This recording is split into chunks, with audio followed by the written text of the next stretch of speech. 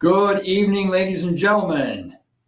Today is November 7th, and you are synchronized to researchroadshow.com, and we are going to talk a little bit about New Orleans, Louisiana.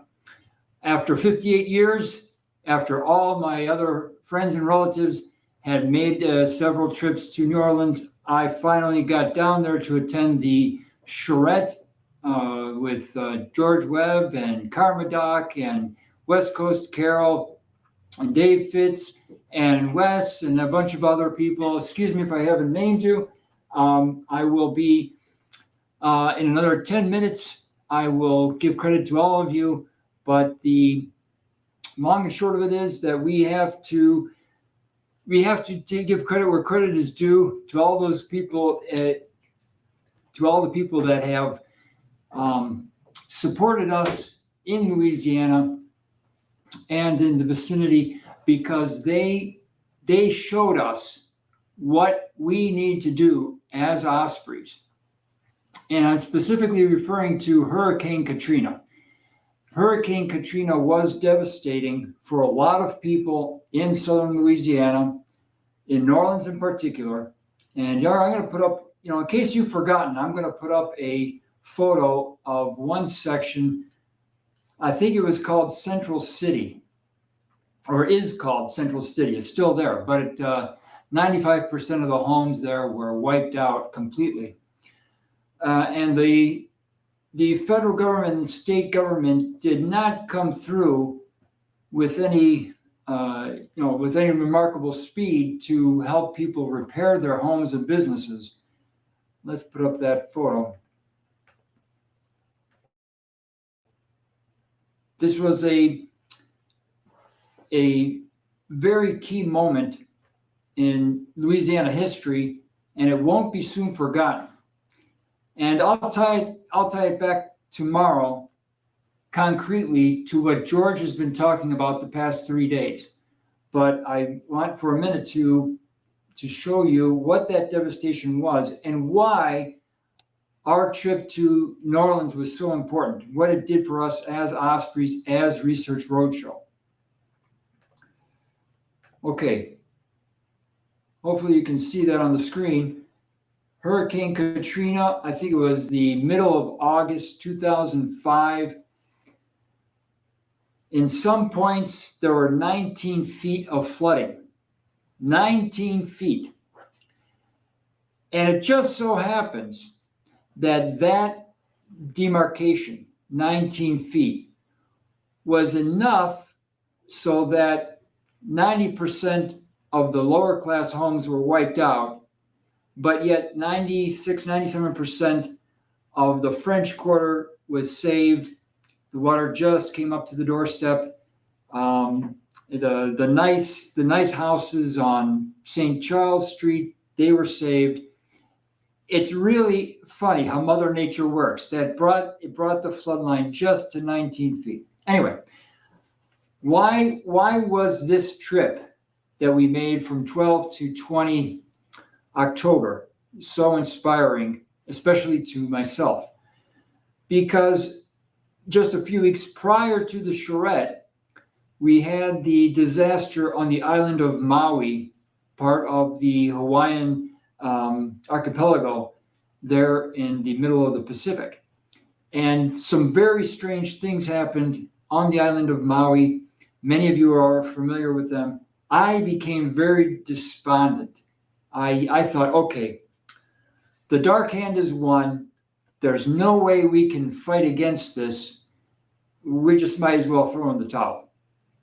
But luckily, I did go to the charrette, and a million thanks to Rhett and to Hai and Liba for their hospitality, for taking us around to all of these places, and especially to Judith Berry Baker for taking us to her old house, to David Ferry's house, to the Mouse House, to show us all of these places of which I had a kind of a vague notion, right?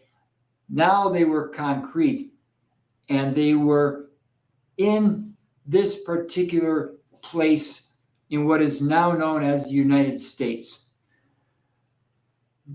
Lots of arguments as to how long the United States will exist in its current format.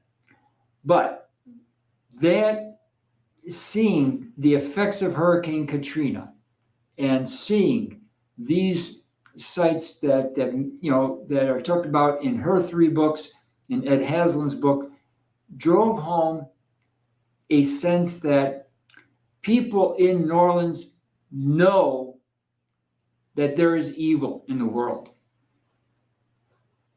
They have a sixth sense now that something is really wrong. They don't all talk about the dark hand, but they do know that there are agents of a satanic element in their state, in their quarter. And more to the point, they know that they have to take action, and they're not doom and gloom. They're confronting the people that I met. And I have a limited data set here.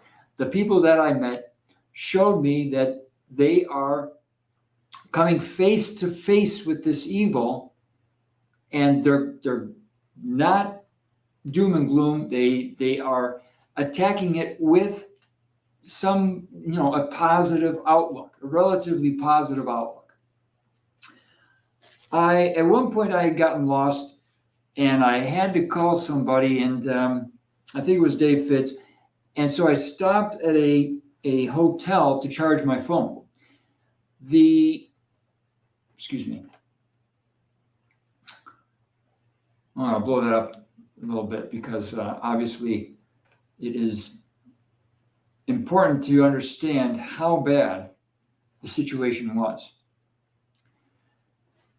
I had to call Dave Fitz at some point during the charrette, and I stopped at a hotel, and this was a small family-owned hotel, one of the very few left in that part of New Orleans. And they obviously had some flood damage, but I don't think it was 19 feet. Anyway, there were 2 men in their mid-30s talking. They had a Southern accent. I'm guessing that they had grown up or spent much of their lives in New Orleans and knew its history. And I was very encouraged to hear the way they were talking. They were saying things like, remember when our parents let us watch those sitcoms or South Park? What were our parents thinking? There are real problems here in our quarter, in our state, and our parents are letting us watch TV. What's with that? And they were discussing various things, actions that they had to undertake, people that they had to unite with, to go to the mayor, to go to the town council, to talk about the improvements, whether they be structural improvements, improvements to the levee, improvements that had to be made to guarantee the survival, first of all, of their hotel, because probably their profit margins were razor thin. They also had to guarantee the future for I know one had young children, but they were talking especially about the churches. Now, Rhett tells me that, and I believe it, that New Orleans has retained its religious identity. And that is important. That is very, very important to what we're going to talk about the next couple of weeks, especially when we get into George and his discussions on the new biological agents coming out, or that might be in the works for the rest of us. This religious identity, have your attention, please. I'm sure that the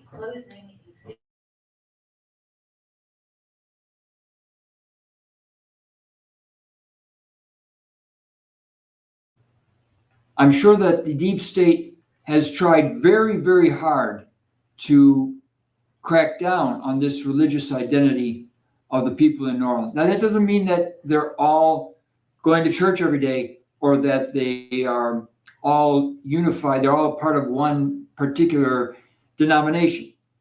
They are not. You have everything from deep Creole beliefs to New Age movement to classical, the mainstream Protestant and Catholic churches, but they have a strong religious identity as people of New Orleans, and they know that. Let me put up this other page.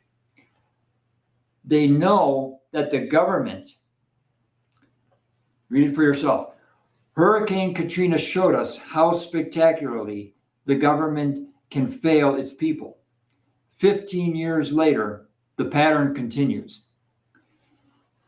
What Hurricane Katrina did was that it congealed or coagulated a number of sentiments that each of the different quarters or parishes had against the powers that be. The aftermath of Katrina showed them that all the defects of the federal government, FEMA in particular, all the defects of Rockefeller medicine or Rockefeller Carnegie medicine. And we'll come back probably on Thursday to Alton Oxner. And it especially solidified or coagulated their sentiments when it comes to the insurance companies. I remember this was a couple years after Katrina, one pundit was saying that a voodoo shop there had survived Katrina because he was making money selling voodoo dolls of the CEO of some insurance firm. Okay, but all pun intended, we are very much getting to a point where people in New Orleans really have a strong sense of what we need to do in order to survive. I'm sorry, but you're going to have to back up. We're closing.